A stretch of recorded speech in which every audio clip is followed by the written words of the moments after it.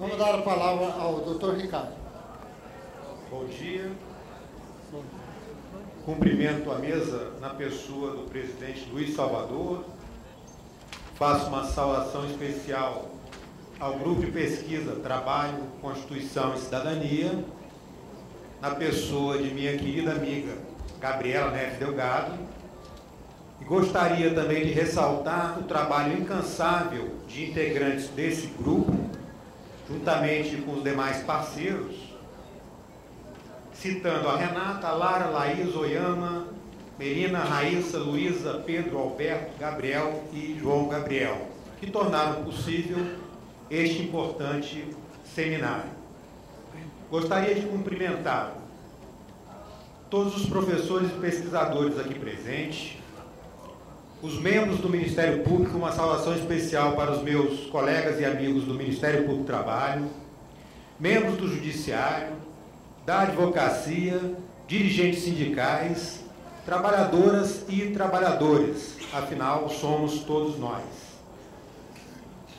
O reconhecimento da repercussão geral sobre terceirização pelo Supremo Tribunal Federal tem relação com o ativismo judicial, ou seja, a interferência do Poder Judiciário em decisões que, em princípio, estariam a cargo do Legislativo e do Executivo.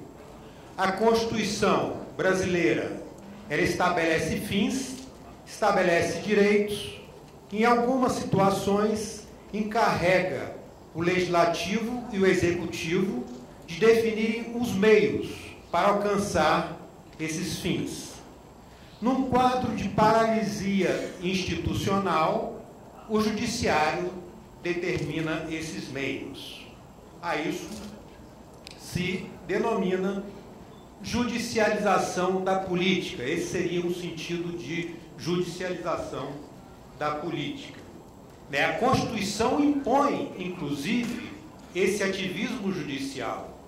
A Constituição brasileira de 88 contém um projeto ambicioso de grande transformação, principalmente no campo social e econômico, e impõe aos diversos atores que atuem para que esses direitos sejam implementados, para que haja avanços. O Supremo Tribunal Federal tem agido assim, tem atuado na implementação e na correção de políticas públicas para a efetivação dos direitos sociais, principalmente na saúde e na educação. O TST, dentro do espírito da Constituição de 88, detecta um grave problema no mundo do trabalho, já ressaltado aqui pelos pesquisadores que falaram anteriormente. E o que o Supremo faz? O que o Tribunal Superior do Trabalho faz? Impõe limites mais rígidos no primeiro momento, súmula 256, e mais brandos no segundo momento, súmula 331. Aí vem o Supremo Tribunal Federal contra a concepção que ele defende, contra a sua prática judicial e diz: não, vocês estão extrapolando. Olha o princípio da legalidade. Não há lei prevendo essa limitação. Vocês não podem fazer isso. E aí, o Supremo Tribunal Federal atua politicamente para frear, em total descompasso com o projeto constitucional. Nós sabemos que a judicialização da política hoje trata muito mais, não da luta pela positivação dos direitos, mas pela disputa da interpretação desses direitos já consagrados. E aí o Supremo Tribunal Federal adota essa postura político-ideológica, no sentido forte da palavra ideologia, de uma falsa representação da sociedade, para politicamente atribuir aos meios aos empresários para que obtenham vantagens, para que obtenham lucro, à custa de quê? De tudo isso que foi falado aqui. E essa opção política do Supremo Tribunal Federal, ou esse jogo político, tem um problema, porque não há uma representação dos interesses, não há uma participação dos atores envolvidos na discussão da terceirização, não há uma distribuição dos argumentos e das informações referentes a esses interesses em jogo. E aí eu quero mandar uma mensagem aos ministros do Supremo Tribunal Federal. Não sei se vão me escutar. Excelentíssimos ministros, com todo o respeito, ou para usar o jargão jurídico, com todas as vênias, não sejam cegos e surdos. Queremos audiência pública.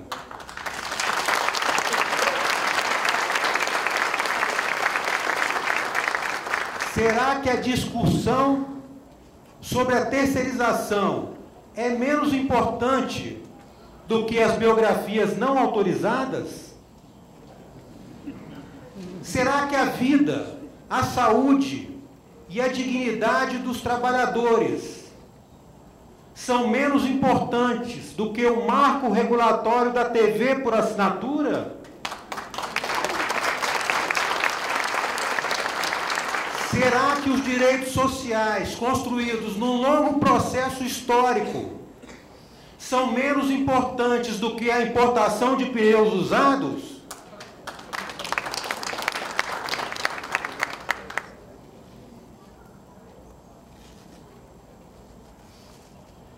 Nem o setor empresarial valoriza a terceirização. Com todos esses problemas relatados aqui, os empresários não condenam os que utilizam a terceirização para precarizar. Ou seja, são cúmplices. Querem a terceirização para rebaixar as condições de trabalho. Querem a terceirização para estabelecer um padrão de cidadania de baixa intensidade.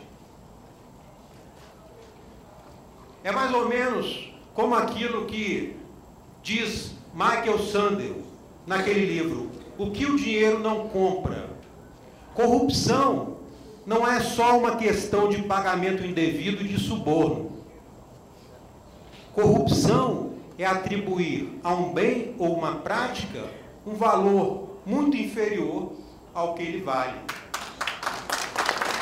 Então, os próprios empresários contribuem para depreciar a terceirização e converter a terceirização como algo manifestamente inconstitucional. Não há dúvida com relação a isso. Os empresários buscaram um conceito mágico de segurança jurídica. O que é segurança jurídica? Será que segurança jurídica é aquilo que já está consolidado, que proíbe a terceirização na atividade fim? Não. Isso aí não traz segurança jurídica. O que traz segurança jurídica para os empresários é o quê? É a liberalização completa da terceirização. É o direito de ferir, é o direito de matar, como foi colocado aqui. É o direito de violar a dignidade do trabalhador. Então, é essa segurança jurídica que os empresários defendem. E nós não temos dúvidas que a terceirização é uma modalidade de poder, como ressaltou muito bem o professor Márcio Túlio Viana em seus textos mais recentes e alguns mais antigos sobre terceirização, porque debilita o direito do trabalho, desorganiza os trabalhadores e afasta os sindicatos.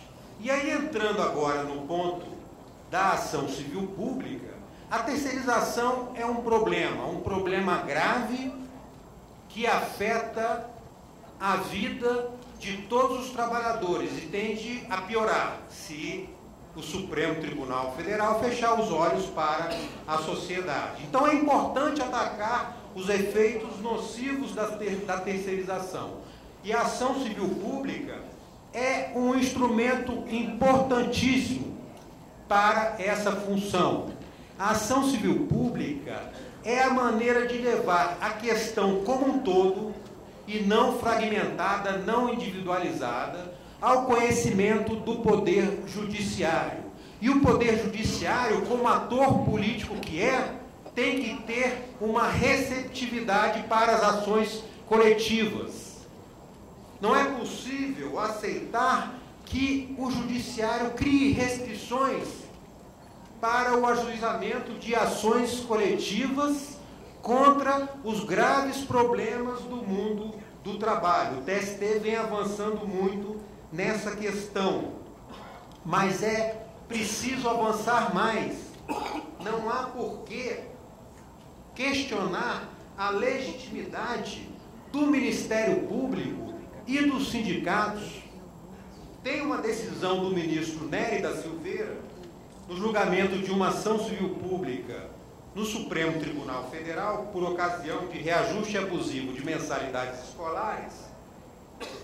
O relator foi o ministro Maurício Corrêa, mas no seu voto o ministro Nery da Silveira diz o seguinte: de fato, os bens aqui trazidos a exame, a respeito dos quais se discute sobre a legitimidade da ação do Ministério Público, dizem imediatamente com questões da mais profunda essencialidade da ordem constitucional.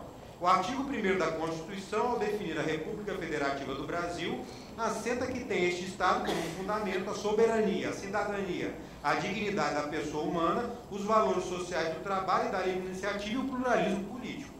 Os interesses vinculados à manutenção desses valores essenciais de nossa ordem constitucionais, que se completam com a enumeração do artigo 3º, hão de se ver compreendidos na cláusula final do artigo 127 da Constituição, a legitimar a ação do Ministério Público em sua defesa. Sempre que se disser com a defesa de interesses vinculados à cidadania, à dignidade da pessoa humana, não só quanto à ordem jurídica, o artigo 127 autoriza desde logo a ação do Ministério Público. O mesmo se diga em relação aos sindicatos e à interpretação do artigo 8º da Constituição. Então, o Judiciário tem não só que aceitar a ação civil pública de forma ampla, mas aceitar, por exemplo, a inversão do ônus da prova, como está expressamente previsto no Código de Defesa do Consumidor. Será que para o consumidor sim, para o trabalhador não? Além disso, os tribunais têm que deixar longe qualquer discussão em torno de prescrição em ação civil pública. Não combina.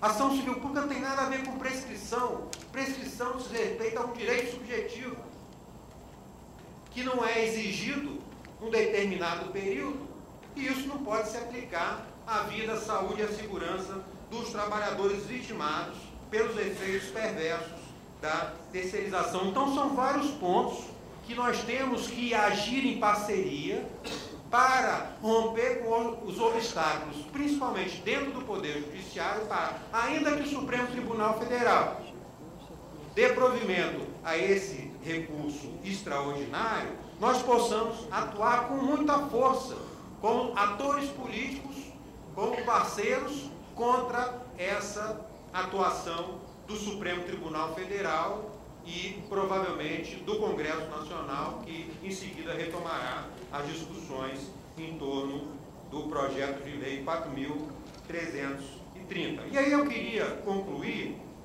com uma passagem de uma filósofa espanhola, Adela Cortina, que indica bem como as empresas são vítimas dessa própria ideologia terceirizante e precarizante. Diz Adela Cortina: as organizações, igual às pessoas, forjam um caráter ao longo de suas vidas, caráter pelo qual se identificam e pelo qual os demais a identificam. As organizações tomam decisões, igual às pessoas, e podem se responsabilizar por elas. As organizações são, pois, agentes morais, não só as pessoas o são. Possuem liberdade para forjar um caráter ou outro, liberdade condicionada externa e internamente, como toda liberdade humana. E aí a Amartya Sen comenta: o êxito das empresas depende das condutas, preocupações e valores de um grupo humano mais amplo do que o dos empresários. Por fim, Manuel Castells, ele ressalta o conhecimento tácito adquirido pelos trabalhadores na experiência da empresa que faz funcionar todas as engrenagens. Nas empresas japonesas isso é muito valorizado, né? Mas com essa precarização, com essa temporalidade, esses portfólios individuais vão ser vendidos no mercado. Então é isso, pessoal. O trabalhador não é um meio, e muito menos uma mercadoria. Não possui preço, mas dignidade. Os propósitos de converter os trabalhadores em mercadoria serão sempre duramente combatidos pelo Ministério Público do Trabalho por meio de pedidos de elevadas indenizações por dano moral individual e coletivo. Muito obrigado.